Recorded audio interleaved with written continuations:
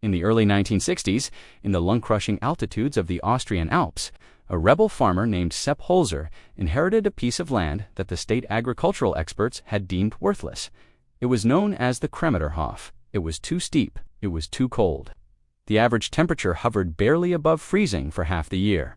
The soil was thin, rocky, and unforgiving. The authorities told him the only rational economic decision was to plant monoculture pine trees for timber, harvest them once every 40 years, and accept his poverty. Holzer ignored them. He looked at the forest surrounding his farm. He noticed that in the wild, no one waters the ancient trees. No one fertilizes the wild berry bushes. No one tills the soil. No one sprays pesticides. Yet the biomass production of a wild forest dwarfs a commercial wheat field. The forest was producing abundance while the farms in the valley, addicted to chemical inputs, were struggling to break even. He realized the secret wasn't in the chemicals being sold by the industry. The secret was in the debris, the fallen logs, the rotting branches, the decaying leaves. He realized that nature doesn't throw anything away. It builds a battery. So, instead of clearing his land to make it look like a sanitized factory farm, he began burying the forest. He dug massive trenches and filled them with tons of rotting wood, covering them with soil to create large mounds. He mimicked the architecture of the forest floor, but he accelerated it. 40 years later, his farm is a paradise that defies agricultural logic. He grows cherries, kiwis, and pumpkins in the snow. He produces tons of food with zero irrigation and zero fertilizer. He proved the experts wrong, and the industrial agricultural complex has never forgiven him for it. This is the story of Permaculture, the 50-year garden bed that they tried to erase. To understand why this method threatens the $200 billion fertilizer industry, you have to understand the physics of rotting wood. We are taught that wood steals nutrients. We are taught to burn it or haul it away. We are taught that a clean garden is a productive garden. This is a lie designed to sell you inputs. Wood is a biological battery. When you bury a log, you are setting a 50-year clock. Wood is composed of lignin and cellulose complex carbon structures that store the energy of the sun. As fungi and microbes begin to break down this carbon structure, they unlock a slow, steady release of nutrients. A hardwood log like oak or maple doesn't just rot. It dispenses nitrogen, potassium, calcium, and magnesium on a timeline that matches the lifespan of a human being. Modern agriculture is based on fast-release fertility. You spray synthetic nitrogen salts, the plants grow fast and weak, and the soil is left dead. It is an addiction. Once you start, you cannot stop. The soil forgets how to feed itself.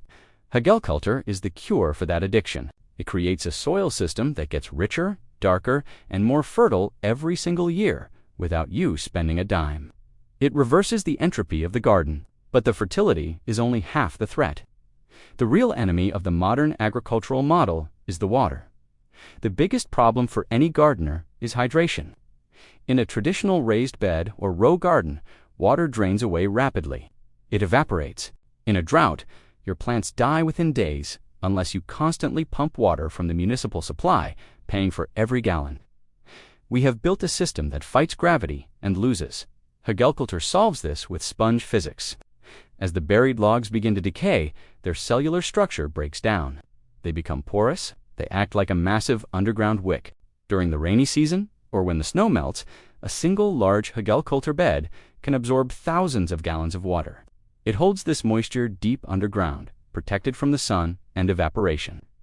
The logs swell, becoming heavy with life-giving water. When the dry season hits, the dynamic reverses. The wood releases this moisture back into the surrounding soil. The roots of your plants tap into this reservoir. While your neighbor's garden is withering and their water bill is skyrocketing, your garden is thriving on water that fell 6 months ago. In many climates, a mature hugel bed needs zero irrigation after the second year.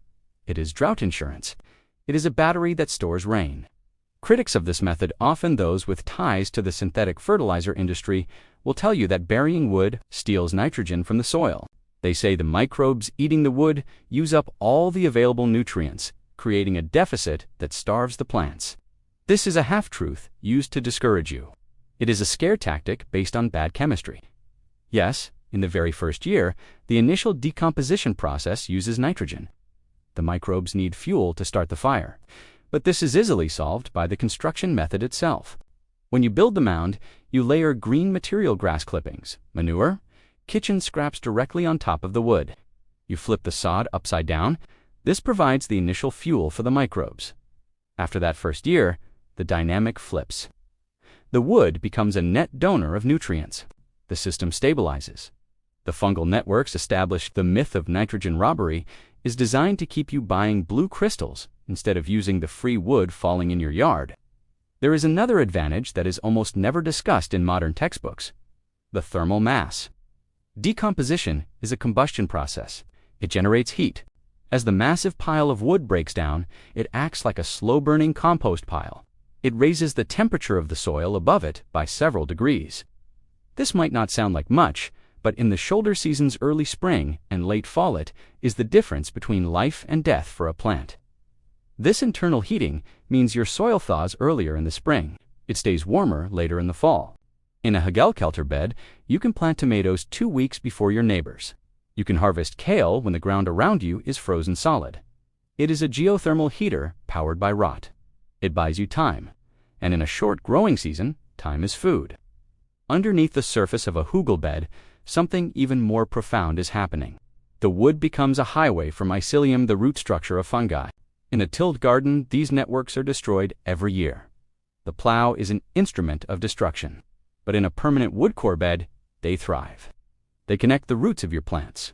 Science is just now beginning to understand what ancient farmers knew intuitively. These fungi trade with the plants.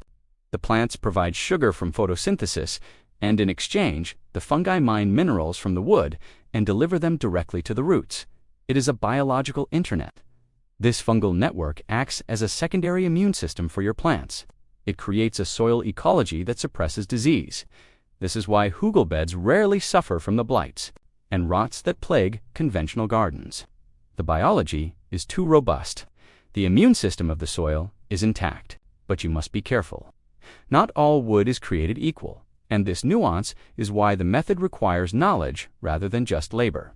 While hardwoods like oak, apple, alder, and maple are the gold standard providing nutrients for 50 years, there are woods that are dangerous. Trees like black walnut and cedar contain natural herbicides. They are allelopathic. They release chemicals designed to kill other plants. If you bury black walnut in your garden, you are burying a slow-release poison. The industrial model prefers standardized inputs because they are foolproof. The biological model requires you to know your trees. It rewards the observer. Traditional gardening is two-dimensional. You plant on a flat surface, you are limited by the square footage of your lot. If you have a 100 square foot yard, you have 100 square feet of growing space. A Fertilizers bed is three-dimensional. It is a mound, often 3 to 6 feet high. It has slopes, it has height. By planting on the sides of the hill, you effectively double your growing area. A bed with a footprint of 4 by 8 feet gives you the planting surface of a 6 by 8 bed. You are hacking geometry. You are growing more food in less space. This efficiency is critical for urban gardeners, but it is ignored by industrial agriculture, which relies on flat lands for massive tractors. The mound defeats the machine. Building this system is labor-intensive, but you only do it once. The protocol is specific and follows the logic of the forest floor. First, you dig a trench about a foot deep. Second, you fill it with the biggest logs you can find: old stumps, rotting tree trunks, firewood. Third, you add a layer of branches and sticks, packing them tight to remove air pockets. Fourth, you add the nitrogen layer, grass clippings, compost, manure, leaves. This is the fuel that starts the engine. Fifth, you cover the entire mound with 6 inches of topsoil. It looks like a grave, but it is a womb. In the first year, the soil will settle as the wood shifts. You will see the mound sink. This is the soil breathing. You might need to add a little more compost, but by year 3, the system is autonomous. The fungi have taken over. The sponge is active. The battery is charged. This method wasn't just used by Sepp Holzer. It has deep roots in Eastern Europe. For centuries, peasants who did UNT have access to markets or manure from livestock used the forest to feed their families. During World War II, when fertilizer was diverted for explosives and food was rationed, these lazy beds kept families alive.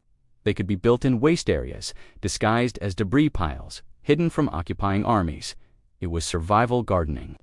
But after the war, the chemical revolution arrived. We were told that technology could outsmart nature. We were sold the idea that unpeaking in a bag was superior to the complex biology of a rotting log. We forgot how to build soil and learned how to consume products. We are taught that gardening requires constant vigilance, weeding, watering, feeding, tilling. We are taught that lazy gardeners fail. Agriculture proves that lazy is just another word for efficient. Once established, this system thrives on neglect. You don't till it because tilling would destroy the fungal networks. You don't fertilize it because the wood does that. You rarely water it. The work was front-loaded. You invested labor in the beginning to buy yourself decades of freedom. This is the opposite of the consumer model, which sells you products that require constant maintenance and recurring costs. Recent experiments have taken this ancient method and supercharged it. By adding a layer of biochar colon to the mound, you create permanent housing for the microbes. The biochar acts as a coral reef for the bacteria that digest the wood. It prevents nutrient leaching. It holds even more water. Combining Agriculture with biochar creates a soil system that may last not just for 50 years, but for centuries. It is the ultimate hybrid of European forestry and Amazonian soil science. And there is a climate implication here that the environmental movement often misses. When wood rots on the surface, or when it is burned, it releases carbon into the atmosphere immediately. But when wood is buried, that carbon release is slowed down. It is sequestered in the soil structure. It builds humus. If every gardener in the world buried there would waste instead of sending it to the landfill or burning it, we would create a massive carbon sink. We would be fighting climate change with squash and tomatoes. But there is no tax credit for burying a log in your backyard. There is no corporate subsidy for building a mound. It is a decentralized solution, and therefore it is ignored by the centralized powers. We are entering an era of expensive inputs. Fertilizer prices are rising. Water is becoming scarce. The climate is becoming unpredictable. The methods that rely on stability, the flat rows, the sprinklers, the chemical sacks, are becoming liabilities. Agriculture is a survival technology. It turns waste into abundance. It turns a fallen tree into a grocery store. It is a way of farming that mimics the resilience of the forest. We forgot it because it was too simple. We forgot it because it didn't come with a patent. We forgot it because we thought we could outsmart nature with chemistry. But the wood is still there. The fungi are still waiting. The soil remembers what to do. The next time you see a pile of rotting logs in the woods, don't look at it as waste. Look at it as a battery. Look at the lush ferns and moss growing out of it. Nature doesn't buy fertilizer. Nature recycles life. Agriculture is an invitation to step out of the industrial cycle. It is a way to build a legacy in your soil. When you bury that wood, you are making a promise to the future. You are saying that you plan to be eating from this spot in 10, 20, 30 years. The industry wants you to think in quarters. They want you to think in seasons. They want you to think that soil is dead, but soil is alive. And if you feed it what it wants, carbon, moisture, time, it will feed you forever. The knowledge was buried for a reason. It frees you. Find the wood, dig the trench, build the hill. If this video opens something for you, subscribe and hit the bell. The algorithm favors the products they sell. We favor the truths they hide. Every like and share preserves what they tried to erase. The next vault opens soon.